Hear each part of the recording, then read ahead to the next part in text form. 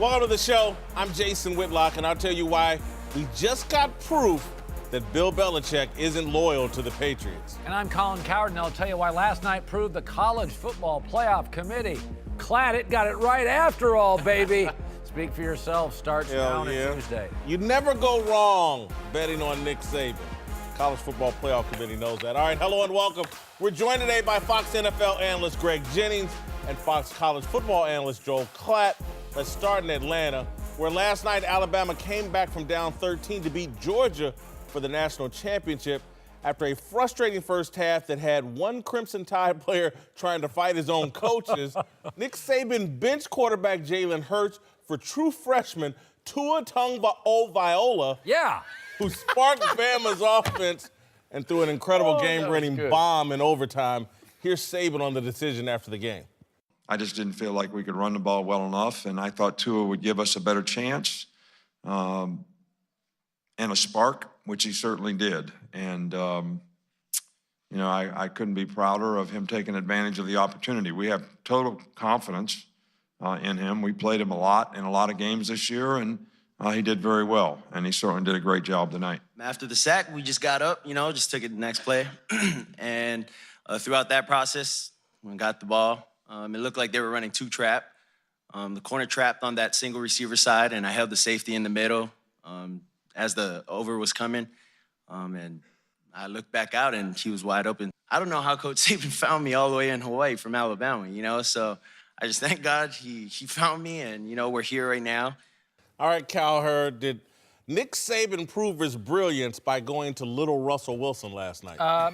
Yeah, I think he did. It's very easy to say, well, I mean, it's obvious you have to bench him. Tom Brady had a miserable first half in the Super Bowl. And you say, well, he's not Tom Brady. Jalen Hurts is 25-2 and was the Offensive Conference Player of the Year. He had a bad first half. Clemson's had bad first half. Sure. Georgia had a bad first half against Oklahoma. Did that Jake Fromm get benched first half against Oklahoma? It is real easy. You prepared for 6 weeks, and you just say at half, we're going to go in a different direction with an 18-year-old. That is not – LSU's Les Miles a couple years ago didn't go to the bench. People crushed him. Nick does, it works. It's not as easy as everybody thinks. Well, listen, Nick Saban is brilliant. He's a genius. He's the best coach in football, in college football. Bill Belichick's the best coach in football. But I don't think this proves his brilliance. If anything, I think it proves just the opposite. Why were you playing Jalen Hurts all year? This kid should have been the quarterback a lot earlier in the season if Nick Saban wanted to prove his brilliance. And again, the guy's brilliant.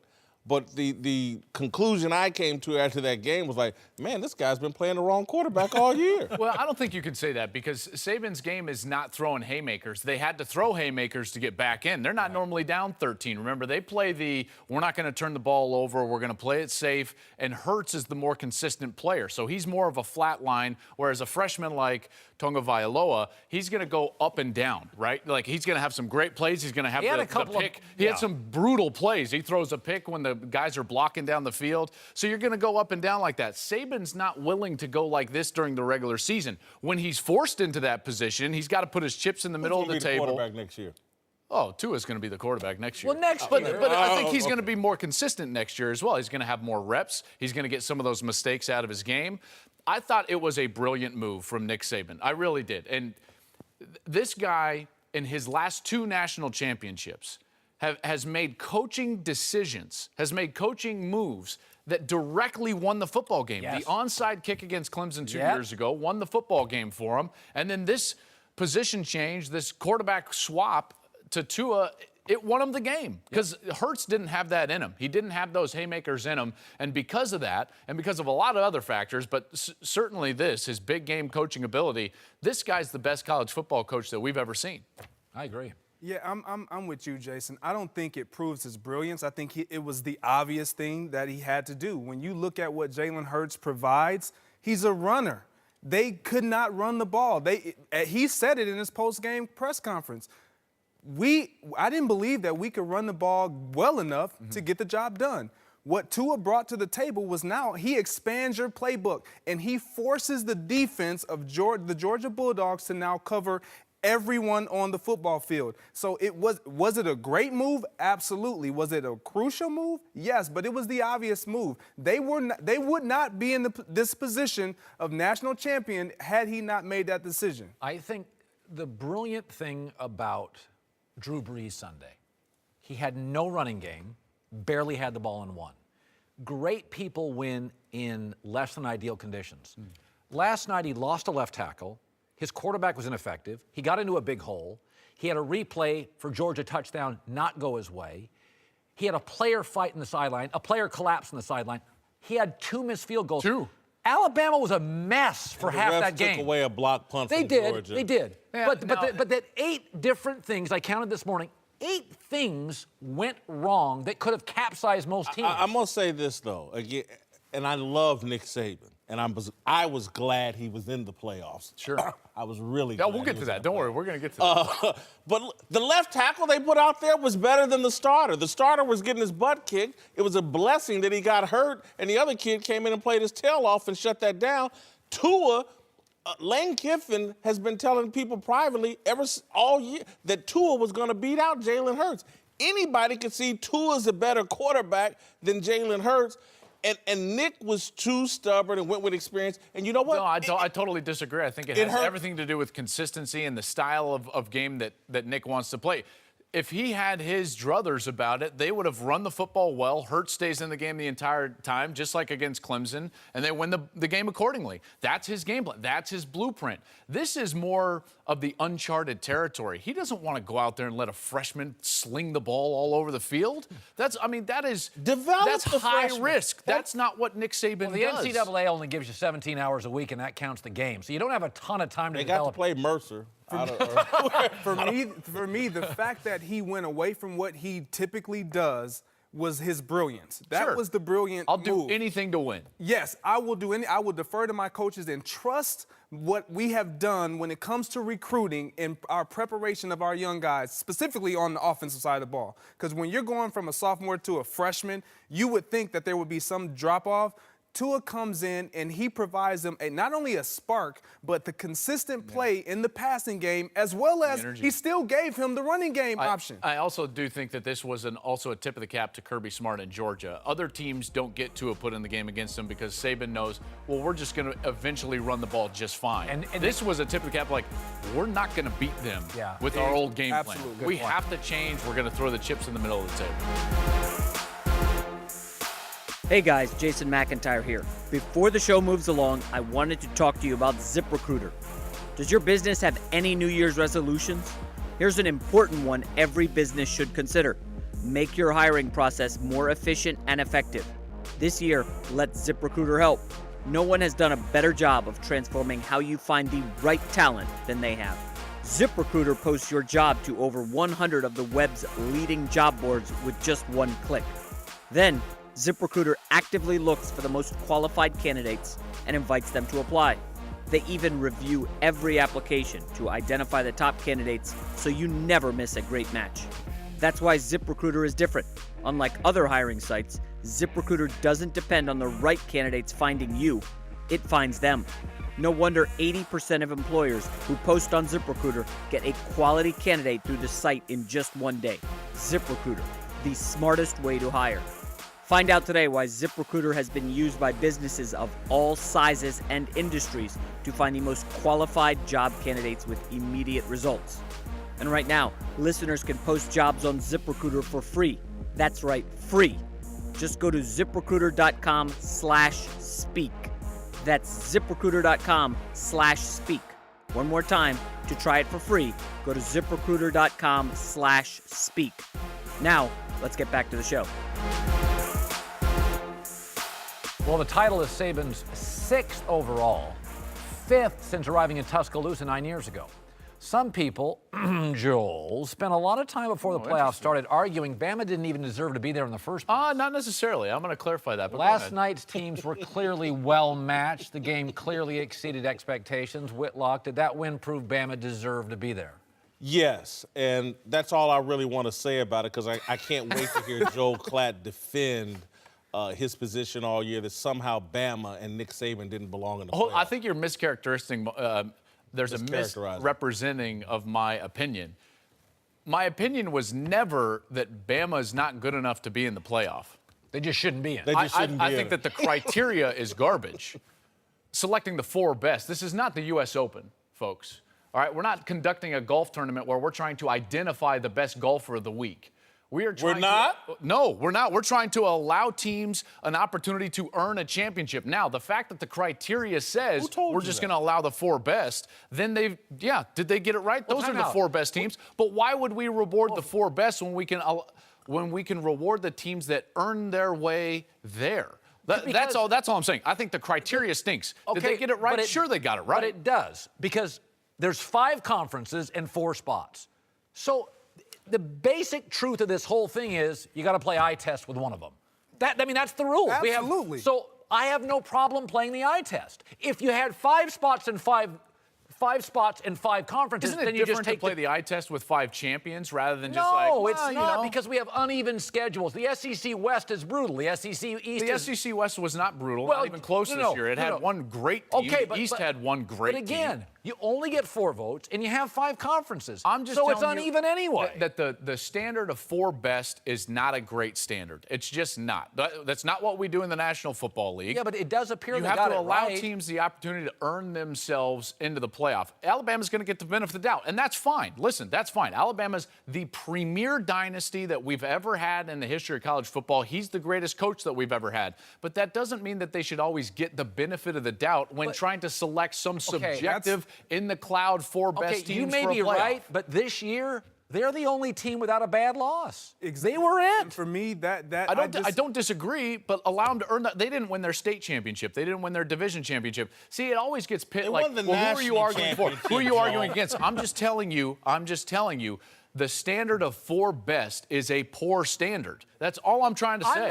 I'm not discounting that, but that's what we have now. Right. 5 conferences, 4 best. And I get what you're saying, but I disagree in the sense of Alabama has afforded themselves the luxury to where if I'm on that committee, I cannot throw away what I know. Yeah. Regardless of what they are right now, Time present, out. I cannot throw that away. Time out. I agree. Joe, I can't throw that away. Well, but in the NFL, I can't throw away the fact that I knew the Bills weren't as good as the San Francisco 49ers, but I can't just retroactively say, hey, San Francisco with Jimmy G, they're one of the 8 best teams in this. Let's just move them over. We can't compare that because the process is in the NFL. That's what I'm trying to say is the process is a bad process. In That's the all I'm NFL, arguing. in the I'm not NFL, arguing it's against wins Alabama. and losses, and it's strength of schedule depending on who you've beat and who they've beat, and it's do we have the advantage? So it's going to work itself out. When you have, let's say, a tiebreaker, you're going to go with the eye test, and you're going to go with, well, shoot, this is a team that they do it every single year. The NFL never applies the eye test. And then Never. when you have an Why are we opportunity bringing the to- NFL in? Because This has of the nothing standard. to do with It this. does. You No, asked it me, did they doesn't. deserve to be there? All I'm telling you is No. that the standard by which we try to include teams in the playoff is a poor standard. Yes, do they deserve we all it based on the agree. 4 best? Yeah, you bet. We how all agree. is that the Okay, standard? it's like this. It's like denying poverty. It's awful, but it's part of the country. We try to solve it, not as bad as it used to be. Well, that's all I'm trying to do is solve a but poor we standard. can't solve it on this set. So what we have now But is your 4 character, spots you guys, and 5 you conferences. guys have said that I was arguing that Bama didn't deserve to go. You were. Based on the standard that was given to the committee, they probably got it right. Do I think that standard is correct? No. Okay, I but don't think that standard is correct. But I want to argue on your terms because it's about earn. Right. Earn. Right. How are you going to tell me Alabama with 1 loss to a great Auburn team didn't earn a right to play in the playoffs? I don't know. And Ohio State got their they got beat up by Iowa. They got beat up by Oklahoma. You earned. Your definition of who earned it may be different than mine and the committee's. Now you're trying to make this about 2 individual teams. Was there a good option at 4? No, there was not a good option. No resume was very good. Was Alabama a very good resume? No, they weren't. Were they a great team? Yes, they were. How was they the played resume Mercer not late. good? They didn't have 1 top 16 win. They only played 1 top They just 16 got team, 2. and they got beat. They were 0-1 before the playoff against the top 16, while Ohio State had 3 wins against the top 16. They played 9 Power 5 games. Ohio State played 11. USC played 12. I can go on and on about those metrics. All I'm saying is Bama's one of the 4 best. They deserve the national championship based on the standard with which we crown a champion. Now, I'm telling you that standard is not a great standard. Okay, it's not. But my most important thing has always been, if you get blown out, generally, you ain't entitled to I'm it. not arguing for Ohio State. See, Yeah, that's the you thing. are. You're trying to bring in an anti-Ohio State argument. I'm not arguing for Ohio State. I'm telling Oh, you want a the UCF standard of 4 best is a poor You standard. wanted Central Florida in the tournament? Did you go to that parade? It was a big deal. Yeah, it down was a there. big deal. Welcome back, Greg Jennings, joined now by Fox NFL analyst Tony Gonzalez. We only get him a couple of days a week, Whitlock. We got to use this guy. Let's move to another rich guy, Jon Gruden. After a week of breathless reporting and wild speculation, baby, he was introduced today finally as the Raiders' new coach. Bringing Gruden back to the NFL after almost a decade in the booth, not surprisingly, the coach offered an upbeat message to Raider Nation. I'd just like to say I'm glad to be back, and I'm glad to unite with them. I never wanted to leave. I'm thrilled to be back. I have a great opportunity, and I plan on doing everything I can with this opportunity. And let's go, man. That's what I say to Raider Nation. Let's get going. Let's quit talking here, and let's get to work. Whitlock, the Raiders, do they look desperate bringing Gruden back? No, they look committed. They look smart. They look like somebody that wants to win championships again. What they've 2 playoff appearances since he left. I think it's the right thing to do. Feels like 75% marketing, 25% coach. Were the other candidates out of the league 9 years? Were the other candidates TV stars? There's a little marketing to it. By the way, last year the Raiders brought in Marshawn Lynch. Why? Because they've lost the city. They're leaving. They're lame duck. The upper deck's tarped off, so they brought in Marshawn. They were under the guise of he'll make us tough. No, he'll sell tickets. This feels like a lot of ticket selling to me. Doesn't it? Jon Gruden's hungry, man. Yeah, I think it'll be ticket selling, but I don't think this was a move of desperation. This is a team that looks at their situation on the field from a personnel standpoint as we have the talent, we just can't get over the hump. And we regressed drastically this year. Off of what we saw them, who they were last year, this season was a complete, utter failure. And so to have the opportunity, and mind you, they've went after him several times. So this isn't the first time that they've tried to get a Jon Gruden. He's been there. He understands the culture. He knows what it takes offensively to get them over the hump. I like the decision. And people talk about him being away from coaching. He's been in football. He hasn't been removed from football. Let's get this right. He sits down with every team every single year, and he looks at that head coach, that offensive coordinator, that defensive coordinator, and he's able to talk about everything that they do well, everything that they don't do well. And he's able to then watch a game and see and analyze himself what they do well, what they don't do well. He's been in coaching just from a different vantage point. Yeah, do they look desperate? Yeah, I actually think they look desperate, but for all the reasons that you just so wonderfully said, this is a great move. I'm excited for the Raiders right now. Did they overpay? Absolutely. A 10-year deal for $100 million for a coach? That makes no sense. Congratulations. That tells me right there they're desperate, but they chose the right guy. This is perfect. They're going to sell tickets. The culture of Oakland and Vegas, it's going to go perfect. I'm happy for Jon Gruden. He's living in a tax-free state. He's going to get a lot of that cash. It's going to be great. He gets to get back to football. He gets to prove something now that before wasn't a fluke, because there's naysayers out there that say before, look at your record, you're not that good. I like this. And he's stepping into a great situation with the players that they got there intact already. This is going to be good. I enjoyed it. The reason Sean McVay works to some degree is Jared Goff is talented enough to take his schemes, and it works. Dan Quinn's worked in Atlanta because Matt Ryan's pretty good. The one thing Gruden has going for him, the rules are now all offensive. Gruden's offensive. By the way, his brother, who he communicates with well, and he's got Derek Carr. The move feels marketing heavy to me. But there's a lot of things in his favor. His brother's an active NFL coach, and he's got Derek Carr. I think the biggest thing in his favor is his ego. I think he's got a gigantic one, and he's not going to want to be embarrassed here. Again, I don't agree with the 10-year contract, as Tony said, because, you need some pressure on your head coach. But I think Gruden will put the pressure on himself. He is not coming back and going to go 8-8. He don't want to be any parts of Jeff Fisher or anything like that. It is, here's another thing. Okay, so he inherits Derek Carr. Like, you can win with Derek Carr, right? The other thing is, he's been working this draft for so many years. He actually knows the college players. You know how successful Pete Carroll was coming out of college because he watched all the tape. There are a lot of things that tell you this could strangely work. And the other thing is the division right now. Denver doesn't have a quarterback. Kansas City's got a quarterback they don't love. Welcome back. Greg Jennings, Tony Gonzalez. You still owe me a 6-pack of Modelo. It's coming. I still owe you dinner at Maestro. Yeah, you do. I should have been eating, drinking for free for months. Reportedly, the Browns would have parted with the number 4 pick in the draft to acquire Jimmy Garoppolo, but Belichick never called, instead shipping Jimmy G to San Francisco for a second-rounder. That move carries new meaning since reports surfaced of tension between Belichick on one side, Tom Brady and Robert Kraft on the other, though Belichick denied those reports again today. I have a great relationship with both Robert and Tom. And I would throw in there, since it was part of the article, I feel like I have a good relationship with Alex, too. Has Robert, Bill, has Robert ever told you to make a trade that you didn't want to make? Yeah, no, we've never done that. We talk about things organizationally, we make organizational decisions. Whitlock, do you question Belichick's loyalty to New England after giving Jimmy G away for so little? Listen, I believe in people's actions far more than I believe in their words. And so when the trade was announced, we were all like, man, that makes no sense, a second-round pick. And since that happened, information has come out that says, hey, there's a little tension here and things are rocky here. So the actions to me indicate that Bill Belichick has a bit of a problem with the New England Patriots. I believe this move is disloyal. Look, disloyalty happens in all relationships.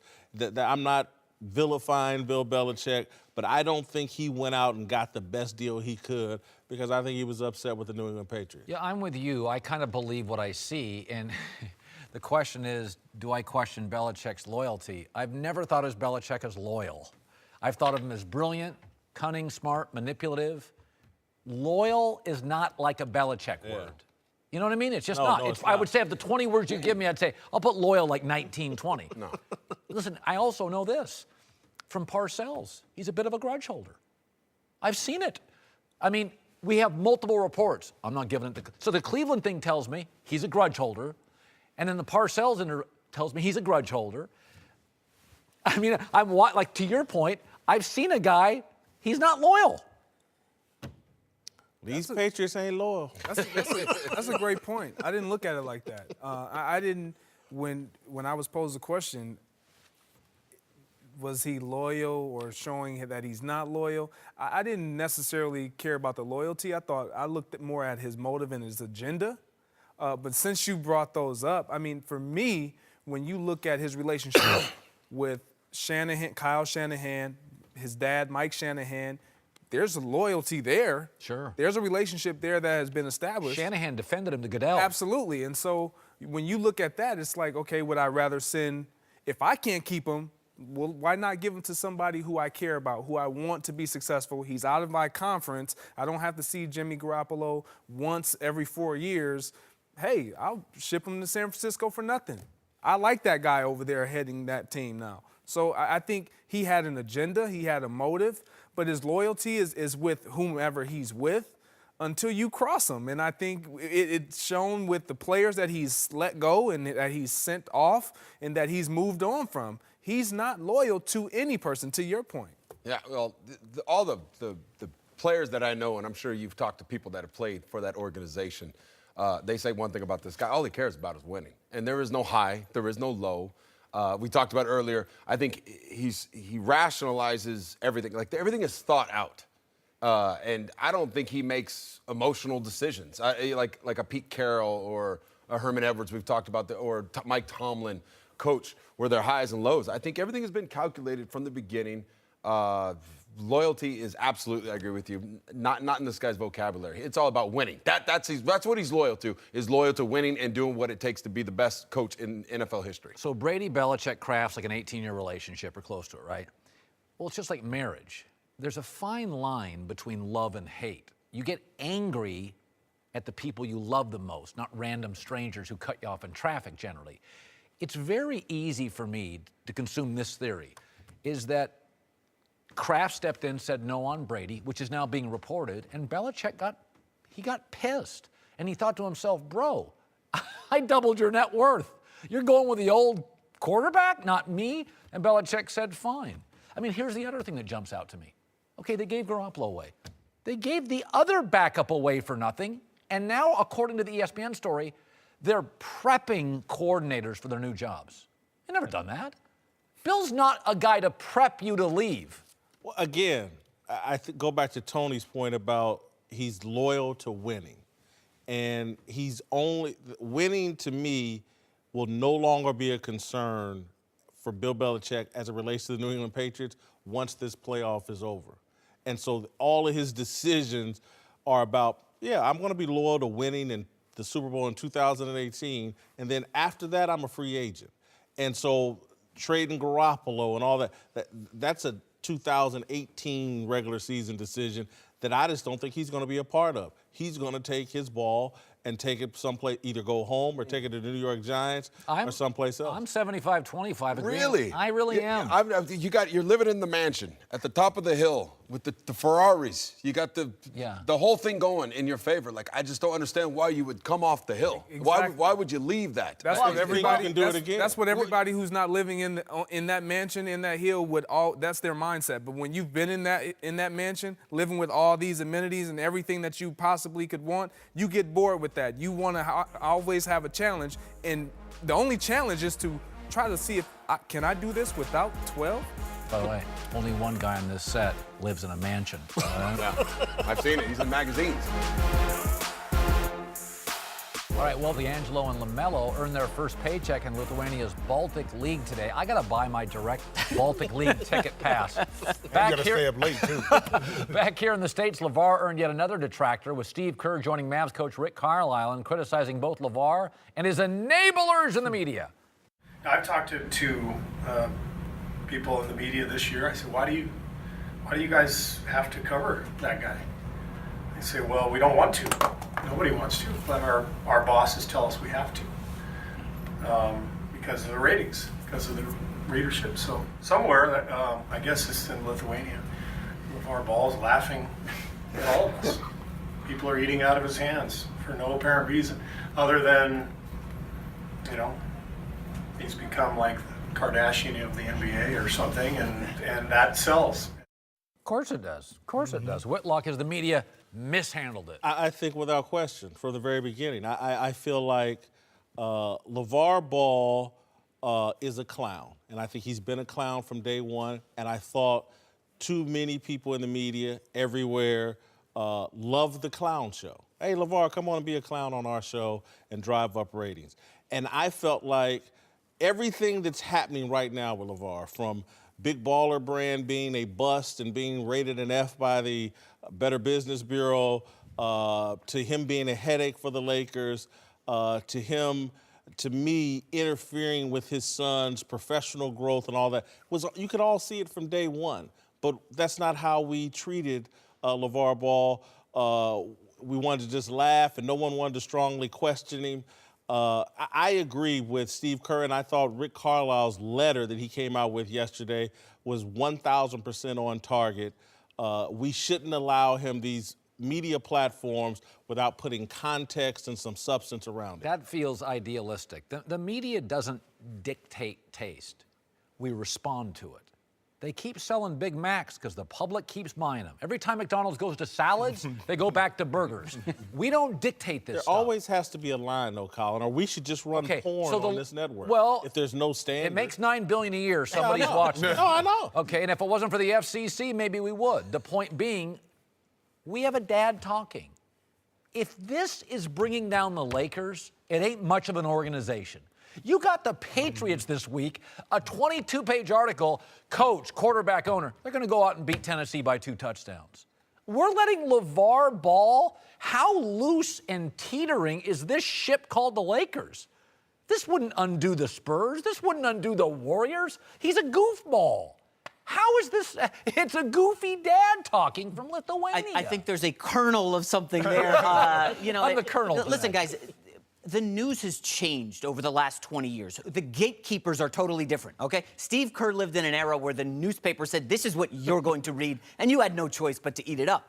Now there are websites, and on our website, we've seen in 2017, the Ball family was a click machine. I know you guys don't want to hear that. Maybe it is a clown, and I would agree with you, he is, but people click on that, and we're in a business. Just as this show is a business, and newspapers are a business, and they've realized you kind of got to change. It goes back to, Colin, you got little kids.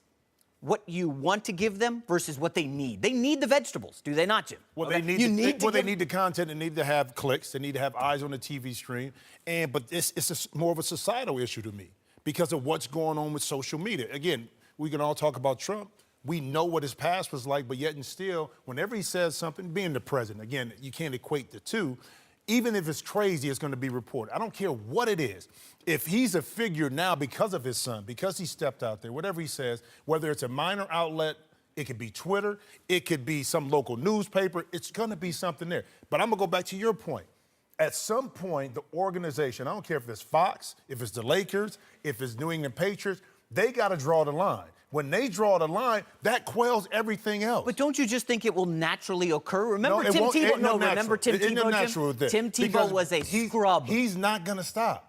Okay, but you got to put in some parameters in there. You got to limit his ability to affect the team internally. What he says outside is one thing, but what happens inside, Tebow was a they can backup on the control him. Jets and the Patriots, and we covered him hardcore. We talked about Tim Tebow endlessly. He drove traffic on the web storyline. endlessly. And then he evaporated, and he's gone. No, he's back. You see the TV commercial the other day? Well, I Okay, did he's see back. that, yeah. But Jim, to your point, you said you have to set parameters. So what if I'm the Lakers and no practice, no tickets, and ban him from Staples? Well, he just said something over in Lithuania, and it apparently knocked the ship off its you course. can't control that part. That's what I'm saying is control so the deal internal. with it. We're arguing something completely different. That was the previous conversation. Right. This conversation is about media responsibility. And the media used to, you just didn't print everything someone said. Yeah, the horse is out of the barn Right. now, There though. used to have to be some truth back or some substance. It had to be somewhat responsible. And so, look, the media has not handled its job well, and the public doesn't trust us. But part of the reason why the public doesn't trust us is because we've acted irresponsibly, and now anything goes. And what Carlisle and Steve Kerr are saying, that organizations like Fox, like ESPN, Lavar Ball's running off at the mouth, that's beneath you. Put that on the Big Lead, put that on Deadspin, but legitimate news organizations should hold the guy to a higher standard. They're not saying avoid his comments, but put him in context. Yeah, they're competing. Years ago, here's the way it worked. Basketball players played basketball. And then their agents got them cologne deals and clothes deals and on GQ and in magazines. So the players said, you give me the money, I'll do it. And the players loved it. And their agents loved it.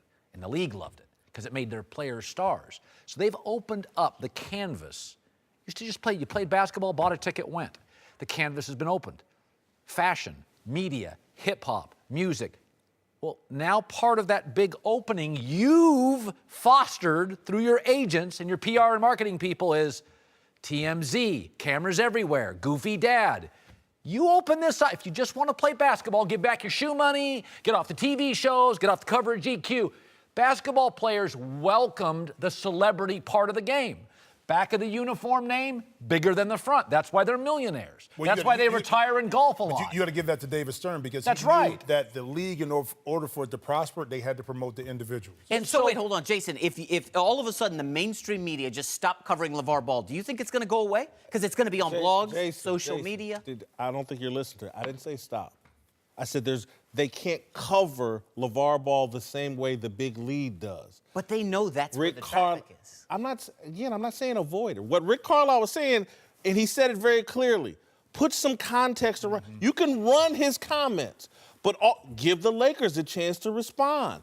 Go to get some sources to find out whether what he's saying is true. He stated no one wants to play for Luke Walton. Well, send your reporters to go find, is that accurate? And if it's not remotely accurate, don't use the quote from LaVar just because he spouted off the opinion. But that's in the 24-hour news cycle. With the social media, it's sped up to 24 minutes. I understand that. But what he's arguing is that ESPN isn't the Big League. Their standards should be higher than yours. And there's some legitimacy to it. And I would put agree. Fox in that same group. Our standard has to be higher than a blog's. It's not, and that's why we have a reality star president.